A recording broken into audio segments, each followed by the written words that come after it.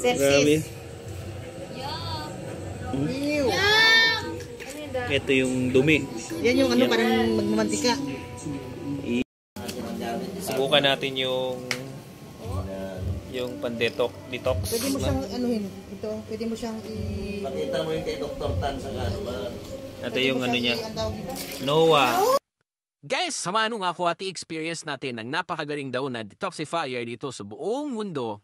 Ayan o. Pina-experience niya sa akin ng bayaw ko dahil talagang effective nga daw to sa kanila. Kaya naman di ako nag-atubili dahil nga, syempre libre lang. Anyway, yan. So, yan yung mga color coding kung ano yung mga magiging sakit mo. Ako expected ko na kasi nga mayroon akong problema sa kidney. Muntik na akong shockwave o maoperahan sa kidney, buti na lang nailabas ko ng maayos yung aking kidney stone. Kaya naman, sabi ko itatry ko muna, pero alam ko na kung ano yung magiging kulay ng sa aking kung i-detoxify ako kasi alam ko yung problema ng aking katawan. Now, ang kailangan natin dito ay tubig. Kaya naglagay na sila ng tubig na marigamgam. So ilalagay lang natin yung paa natin kasi nga sabi nga nila, ayon sa pag-aaral, napakaraming mga part of our organs na nandito sa ating mga paa. Pero syempre, hindi lang yan natatapos sa may tatubig dahil kailangan din daw pala ng ganito, device na to na ilalagay sa puso at saka yung device na nakasok sa tubig, yun yung mag-detoxify sa ating mga paa. Now, kung ano yung magiging kulay, yung napakita ko sa inyo kanina, kung ano naging kulay, kung ano magiging kulay ng tubig, yun daw ang may problema sa iyo o you detoxify. Kasama din nga pala dyan, yung iodized salt, no? O yung asin, no? Wala pong betchin yan, asin lang po yan. Medyo ayusin lang po daw yung device at isi-set nila sa 30 minutes.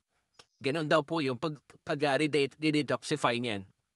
So maghihintay tayo ng 30 minutes, yan po yung mga color coding ng ating mga pwedeng detoxify, no? Yan. So expected ko na kulay green, light green ako, tsaka brown, no? Since yan, dahil nga po, alam ko po na ang problema ko ay yung sa kidney ko tsaka yung sa tao dito, sa mga joints, no? Kasi medyo namamaga po yung aking mga joints, especially yung aking daliri. Dahil, yun nga, na-detect nga na mayroon akong problema sa kidney. Pero, ano pa yan, 2 years ago pa.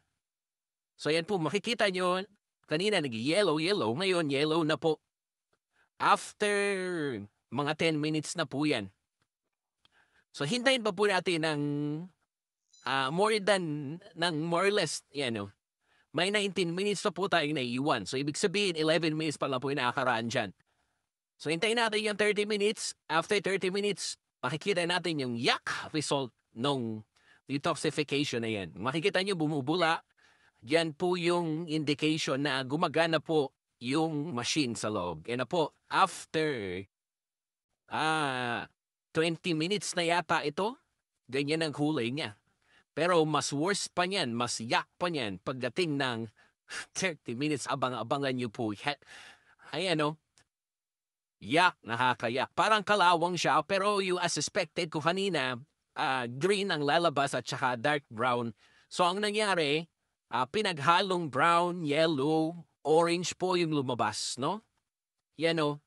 So makikita mo po kung anong may problema sa'yo once lumabas sa po yan kasi po, mayroon siyang, tawag dito, mayroon siyang, color coding. So based sa color coding na yan, ang may problema ko po talaga ay kidney at saka yung aking, joints at saka yung aking basta marami po, hindi ko na matandaan. Napakabisa po yan. First session pa lang po ito pero ganyan na po lumabas. Kailangan daw po dire-diretso session para mas ma-enhance yung detoxification ng ating body. Anyway, pwede nga po pala ito sa... Alin? Laki na. Marami na. Binalaw na kanya ate. Alin? Wala ba? Hindi ko kasi Hindi natanggal ko yung parang dumi-dumi sa ano. Baho lang.